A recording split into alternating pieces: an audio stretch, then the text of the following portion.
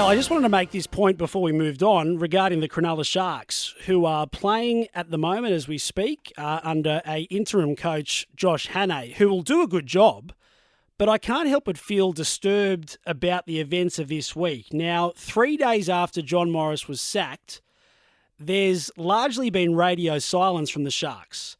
There's been no public press conference or explanation by their CEO, Dino Mezzatesta. He's not returning calls. We've made a number of attempts to get him on 2GB over the last few days. But I think to treat a 300-gamer like John Morris in the way that they have this week is nothing short of a disgrace. Firstly, and I know everyone doesn't agree with this, but I can understand the long-term approach to sign someone like a Craig Fitzgibbon. Now, John Morris's record against the top sides is very poor. He's won 4 of 21 games against the Big Six. Since the start of last year, there's been 12 games against the top sides. The Sharks haven't won one of them. So if the Sharks want to win another premiership, then perhaps they have to make this move, and I understand that. But the right way to do it, which was right in front of their noses, was to allow John Morris to remain at the club for the rest of this season. Now, John Morris was never going to be in charge beyond this year. And he may have only found that out for the first time this week, but the Sharks board and CEO had been planning to move Morris on at the end of 2021. But when it all came to a head on Tuesday and Craig Fitzgibbon was signed, John Morris was willing to stay on as coach until the end of the year. He didn't want to let the fans down. And he wanted to coach out the season like he'd done the last few years where they'd made finals. And clearly Morris was still the best option for at least this year. He'd made finals 2 years in a row. He knew the team. He knew the game plan. And we're 5 rounds into a 25-round competition. So why, and this is the one question that the Sharks are refusing to answer at this point in time, why did they move him on 5 rounds in? It's a reckless decision. And Sharkies fans should be asking the question, does this derail our season? I mean, we've had coaches sacked mid-year.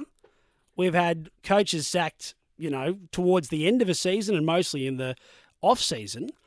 But to move on a coach 5 rounds into a new competition just seems like a reckless, brainless move. I can't figure it out. Now, one of the arguments being put forward this week is that if John Morris stayed on for the rest of the year, knowing this was his last year in charge, could he prove the club wrong? And if they make finals, then does that make the board and CEO look a bit silly? Well, if that was the reason for moving him on, then Sharkies fans should be even more annoyed because they've jeopardised this season. They've undermined their chance of doing well this year by sacking a coach 5 rounds into a new competition. John Morris is a good man. He'll land on his feet. He should never have been treated this way.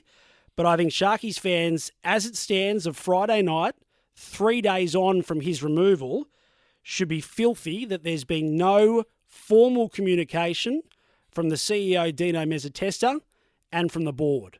And we'll wait and see how that plays out over the weekend. Big round of our rugby league. Mark Piggy Riddell is with the continuous call team. They're calling Melbourne and the Roosters tonight. He's with me in the studio. G'day, Pig. G'day, James. How are you? Good to see you. You're a mate of Johnny Morris. What have you made of the last couple of days? Yeah, look, I've got to agree. I was just listening to your comments there. It's very disappointing. As a player, you mentioned only 5 rounds in. I just don't know how the players cope.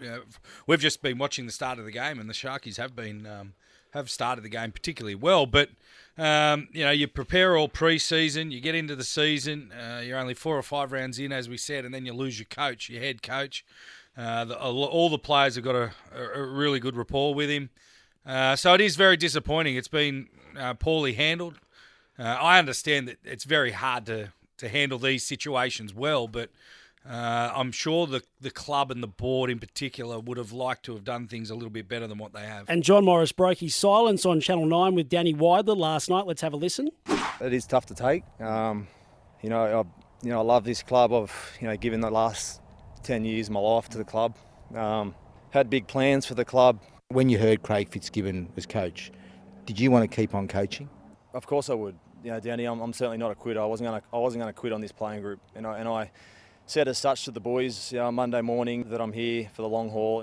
So that is the $1,000,000 question that we don't have an answer to, Piggy. Fair enough. They've made a decision for next year and beyond, but why couldn't he coach out the rest of this year? Well, they don't want to be embarrassed. I think that's why they got rid of him. They've obviously decided to go with Craig Fitzgibbon for 2022, and they don't want to have John Morris sitting there, for the rest of the season, and possibly, making them look silly. So they get rid of him now. They put a caretaker in. It's going to be very interesting to see how the season pans out for the Cronulla Sharks this year. And then obviously Craig Fitzgibbon will come in next season. When you really look at it, I feel so sorry for John Morris. He's been at that club since 2010. He lived through the Asada scandal. He was thrown into the coaching role without warning when Shane Flanagan departed. He's had salary cap restrictions. It's not his roster. And the Bronson Sherry drug drama as well. It's been a huge task. I'll throw another one in. He lost Josh Morris as well. It's around the similar time that he Yes. that he had Bronson Sherry. So he was down on outside backs then. We could go over it. What I don't care. Whatever slant some of the journalists want to put on John Morris's time there. He didn't have any control over the salary cap. He played with a reduced salary cap with that team, pretty much missing a good solid first grader because he was playing under 350 to 400,000 less than every other club. Wasn't able to go to market and buy any quality players. So the job that he's done is a good job to be able to get that team with those players, none of the ones that he had signed, to the finals in both his seasons. He can hold his head up high. And the Sharks haven't been up front with John Morris here because up to this week, he thought he was still a chance of being re-signed and coaching beyond this year. But the strong mail out of the club is they made the decision during the off-season this would be his last year in charge. Yeah, I can tell you for a fact. I had a conversation that I'm sure we'll go into more depth when it gets to 7 o'clock with a board member from the Cronulla Sharks. And after that conversation that I had, I was of the belief that would be Johnny Morris's last season, which was really disappointing with how things have turned out. But,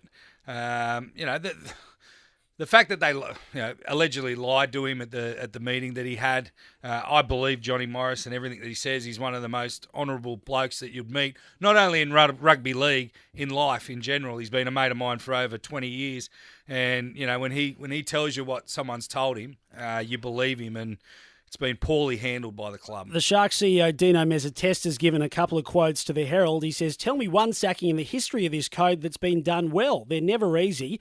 Well, that's fair enough, but it's highly unusual to sack a good coach that's made finals a few years in a row, 5 rounds into a 25-round competition. That's the thing Sharkies fans should be worried about. Where is he? Where's the CEO? Hasn't said a word. Why wouldn't you have the kahunas and just come out, front the press and say, okay, this is the decision we've made. We know people aren't going to be happy with it. We've decided that we're going to invest in Craig Fitzgibbon. We believe he's our future for the club over the next 3 years. I think everyone would get on with things, but the fact that there's miscommunication at these secret meetings, and then some little hidden agendas that have now come out afterwards. Just get on the front foot.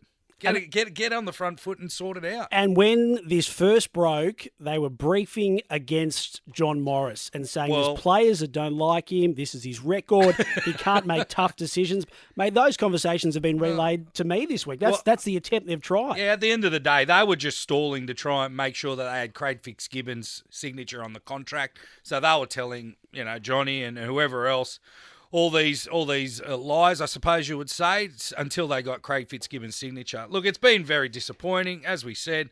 It's been poorly managed. You would have liked to have thought that the club CEO or the chairman could get on the front foot and make the announcement, but they've been nowhere to be seen. Oh, you know who I do feel for? I feel for Craig Fitzgibbon, because if you have a look at it, Fitzy's a great bloke, and I wish him all the best, and he is the next cab off the rank in terms of assistant coaches in the first grade run. But John Morris has made the top 8 for the last 2 seasons with all those restrictions placed on him. Fitzy's got to make the top 4 with the side. He's going to be able to spend the salary cap. He's going to be able to bring all the players he wants in. He's got all these current crop of kids that Johnny Morris has brought through, and the club and the board weren't happy with Johnny only making the 8. So Fitzy's got to make the top 4 for it to be a success. Yeah, the expectations are higher than a Trent Barrett going to Canterbury where they're in last place. It's not a rebuild at Cronulla. Justin Holbrook at the Gold Coast. They're starting as a top 8 side, he's got to get them, as you Well, say, that's above that. minimum. Imagine he doesn't make the top 8 next season. Johnny, over the last 2 years, has made the top 8 with what he's had to deal with. Good luck.